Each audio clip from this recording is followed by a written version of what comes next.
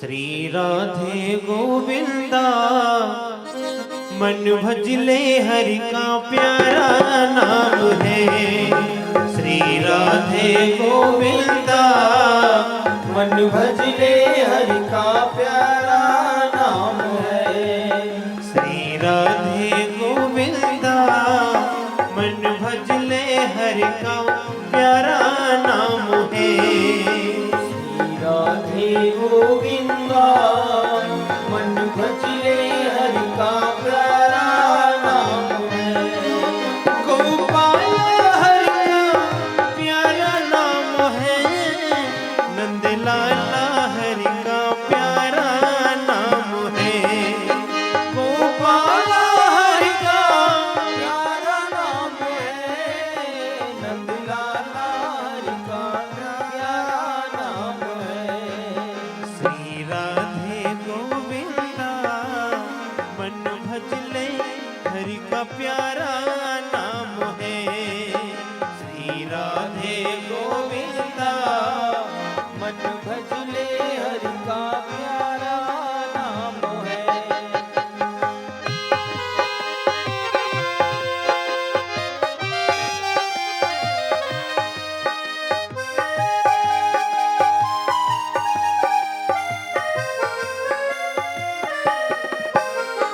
मोर मुकुट सिर गलबन माला केसर तिलक लगाए। केसर तिलक लगाए। मोर मुकुट गलबन माला केसर तिलक लगाए। केसर तिलक लगाए। वृंदावन की कुंज गलियों में सबको नाच नचाए हो। वृंदावन की कुंज गलियों में सबको नाच नचाए। श्री राधे गोविंदा मन भजले हरि का प्यारा नाम है। श्री राधे गोविंदा मन भजले हरि का प्यारा नाम है। जय हो।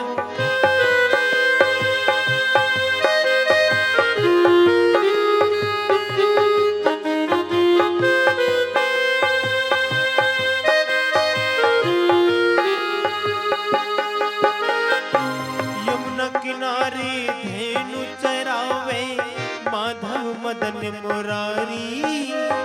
माधव मदन मुरारी। यमुना किनारे धेनु चरावे माधव मदन मुरारी। माधव मदन मुरारी। मधुर मुरलिया जो भी बजावे हर सुध बुध सारी हो। मधुर मुरलिया जो भी बजावे हर सुध बुध सारी। श्री राधे गोविंदा मन भजले हरि का प्यारा नाम है। श्री राधे गोविंदा मन भजले हरि का प्यारा नाम है। जय हो।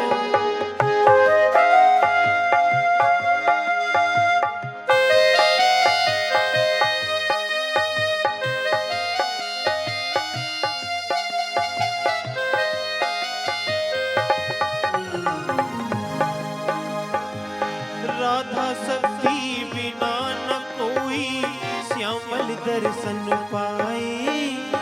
श्यामल दर्शन पाए। राधा सखी बिना न कोई श्यामल दर्शन पाए। श्यामल दर्शन पाए।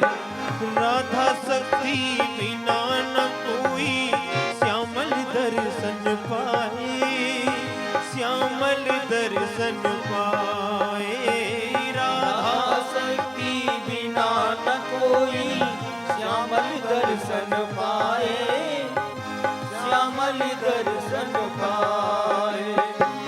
आराधन करी राधे राधे काना दौड़े आवे। आराधन करी राधे राधे काना दौड़े आवे।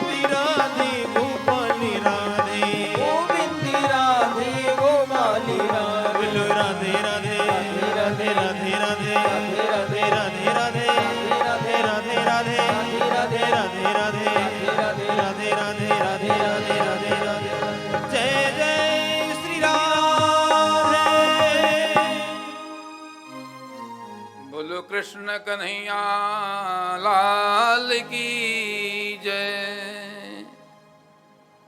श्री सुखदेव जी महाराज ने बड़ा सुंदर उपदेश दिया। परीक्षित महाराज ने श्रवण किया, आनंद विभोर हो गए।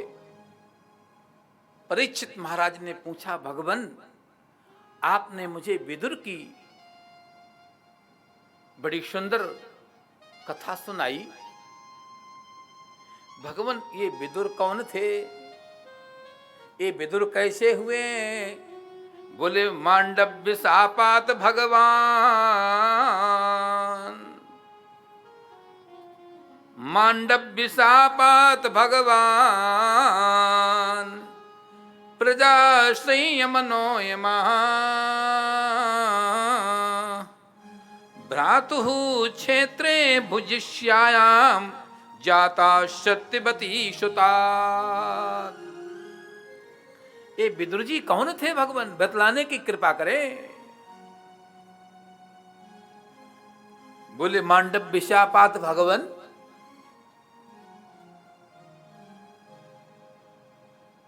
ये महर्षि मांडव्य थे,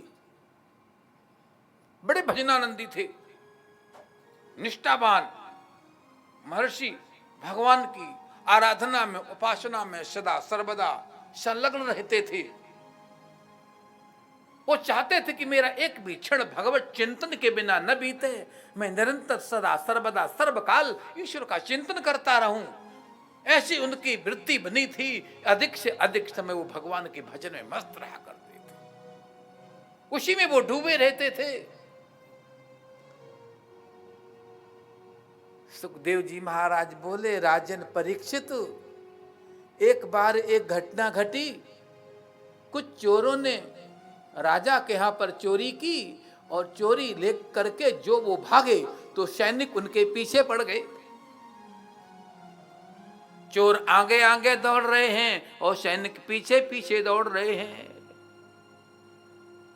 चोरों ने सोचा, मैं क्या करूं, कहां जाऊं, कैसे बचूं? मांडव्य महर्षि आंख बंद किए हुए ध्यानस्थ में बैठे थे अपने आश्रम के प्रांगण में।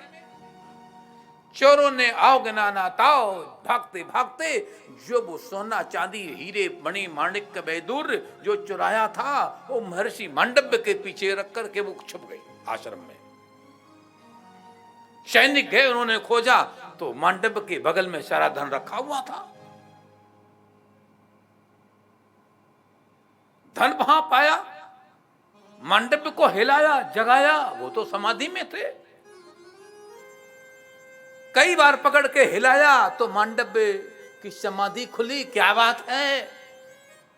बोले, ये बहुत अच्छी बात है। आंखें बंद कर ली, बोलते, क्या बात है?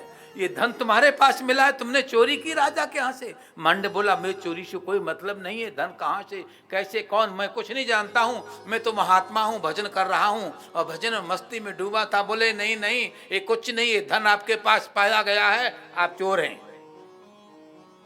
राजा के दरबार में चलिए। मांडव्य महर्षि को पकड़ करके राज दरबार में ले गए। चोरों ने, सैनिकों ने कहा कि ये धन इन्हीं के पास मिला है, ये रंगे हाथों पकड़े गए हैं, हमारी दृष्टि में इनके पास ये सब निकला है, तो चोर यही होंगे, यही हैं। थोड़ी राजा को दूरदृष्टि होनी चाहिए। सब बहुत चिंतन नहीं किया और घोषणा कर दी, जाओ इनको सूली पर चढ़ा दो। जब मांडव्य को सूली पे चढ़ा दिया, चढ़ा तो दिया लेकिन सूली काम नहीं कर रही है। सूली घुसनी चाहिए, मर जाना चाहिए। मांडव्य के अंदर सूली प्रवेश नहीं कर रही। देखिए तप का बल, भजन का बल। यदि भजन है, भजन में ताकत है तो गोली आएगी, वापस लौट जाएगी। गोली काम नहीं करेगी, बंदूक काम नहीं करेगा, बंदूक मिस हो जाएगी, गोली मिस हो जाएगी, नहीं चलेगी। ये भजन की ताकत होती, भजन की, भजन की। भजन करो, ये भजन का बल है। जब गोली कारतूस काम नहीं करता है भजन के सामने, वो शूली जब प्रवेश नहीं की, राज ने कहा उतार दो इसको, ये नहीं मरेगा। मांडव्य ने कहा मैंने चोरी नहीं की है, और बिना चोरी के मुझे ये हमारे जो लोग मुझे रोज पूछते थे, मुझे रोज नमस्कार करते थे, मुझे प्रणाम करते थे, उस दुनिया के सामने, प्रजा के सामने हमारी ऐसी गति की। इसके मतलब यमराज तू सही निर्णय नहीं दे रहा है। धर्मराज तू कहां सोता रहता है? किसी का दंड किसी को मिल रहा है, किसी किए गए कर्म को चोर ने चोरी की है और उसका दंड मेरे को मिला, सूली पर मुझे चढ़ाया गया। आक्रोश आया मांडव्य को, और मांडव्य गए एम के पास, धर्मराज के पास गए मांडव्य, और आग बबूला चेहरे को तमतमाता हुआ देख करके धर्मराज कांपने लगा, यमराज कांपने लगा। आते हुए देख करके हाथ जोड़ा, महाराज महाराज आपको देख के मुझे भय लग रहा है। जब ऋषि को क्रोध आता है, तपस्वी को क्रोध आता है, तो अच्छे अच्छे कांपते हैं। धर्मराज कांपने लगे। मांडव्य ने कहा कि तुम इसके मतलब सोते रहते हो? तुमको मालूम मेरी प्रजा के सामने, भक्तों के सामने हमारी प्रतिष्ठा की क्या स्थिति हुई? कोई करता है, कोई भरता है। ऐसा होना चाहिए। हमने चोरी नहीं की और शूले पर मुझे चढ़ाया गया, ये दंड तुमने मुझे दिलवाया। क्यों? मैं तुमको शाप देता हूं, आप इस पद के लायक नहीं हो। जाओ तुम इस लोक से हट करके मृत्यु लोक में जाओ, और मृत्यु लोक में जाकर के दासी के पुत्र बन जाओ। क्या बन जाओ? दासी के पुत्र बन जाओ। सुखदेव जी महाराज बोले, राजन परीक्षित वही यम वही धर्मराज आज मांडव्य के शाप से विदुर बने। कौन बने जी? विदुर बने। जब शाप दे दिया, यम बोले कि आपने मुझे आक्रोश में आकर के शाप दे दिया। इतना तो अंधाधुंध हमारे यहां नहीं है। अब आप शाप दे दिए हैं, भगवान थोड़ा आप विचार करो कि ये जो आपको शूली पे चढ़ाया गया, आपकी कहीं थोड़ी गड़बड़ी थी। कहां गड़बड़ी थी? क्या गड़बड़ी? क्या चोरी मैंने की थी? नहीं, आपने नहीं की थी। फिर शूली पे क्यों चढ़ाया गया? इसलिए चढ़ाया गया कि किसी समय एक बार आपने, एक जा रही थी कीड़ी, तुम्हारे हाथ में सोई थी, तुम छोटे छोटे से नन्हे मुन्ने अबोध बालक थे और खेल रहे थे।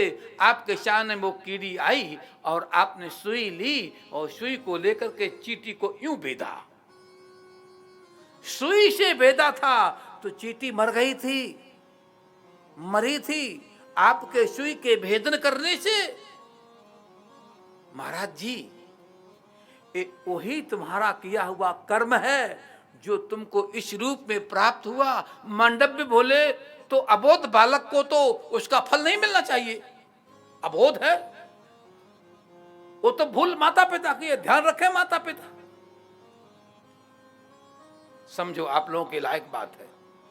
बच्चों का पूरा ख्याल रखो, किस चींटी को मार रहे हैं, किस कीड़े को मार रहे हैं, क्या वो कर रहे हैं, पूरा ध्यान रखो। बच्चा तो अबोध होता है। कई बार बिच्छू जा रहा तो उठा के मुख में डाल देगा, सांप भाग रहा हो मुंह में डाल देगा, वो तो बच्चा अबोध है। ये माता का दायित्व बनता है, हमारी गलती नहीं है। हम तो अबोध थे, हमको तो जानकारी नहीं थी। बच्चा अबोध होता है, वो तो बिच्छू खा सकता है, सांप उठा के मुख में डाल सकता है, वो कुछ भी कर सकता है। धर्मराज बोले, यमराज बोले, तो अबोध था इसीलिए आप सूली पे चढ़े और मरे नहीं तो मर जाना चाहिए था। आपने मुझे शाप दे दिया, आपने मुझे शाप दे दिया। अन्य विनय किया। जब एम ने, धर्मराज ने अन्य विनय किया तो कहा, अच्छा जाओ, कोई बात नहीं, ज्यादा नहीं, तुमको 100 वर्ष तो रहना पड़ेगा। 100 वर्ष तो आपको रहना ही पड़ेगा। तो 100 वर्ष तक वही यमराज अरिमान नाम का सूर्य, जब तक वो 100 वर्ष भूमि पे यहाँ रहे विदुर जी, तब तक अरिमान नामक जो सूर्य था उसने वहाँ संचालन किया, वहाँ निर्णय लिया, जो कुछ होता था उस कार्य का संवाहन किया। इस प्रकार से उनको दंड मिला और इस प्रकार से वो विदुर बने। ये आपने विदुर की चर्चा सुनी। बोलो कृष्ण कन्हैया लाल की। ऐसे आप शिक्षा लें कि हम किसी भी कार्य में, किसी भी कर्म में बहुत सावधानी बरतें। कर्म कभी किसी का पीछा नहीं छोड़ता है। कर्मणा गहनो गति, कर्मणा कर्म की गति बड़ी गहन होती है। चित्र हमारे यहाँ चित्रगुप्त होता है, यहाँ बैठा रहता है, बोलता कुछ नहीं है, वो सब नोट करता रहता है। कुछ भी करो बोलेगा कुछ नहीं, और सारा का सारा वहां आपका अब ये सब चल रहा है, उसमें हो रहा है सामने। इसी प्रकार से हमारा जो कुछ होता है वो यथाविध ही उसका हिसाब होता रहता है। बोलो कृष्ण कन्हैया लाल की जय। जय श्री राधे। आइए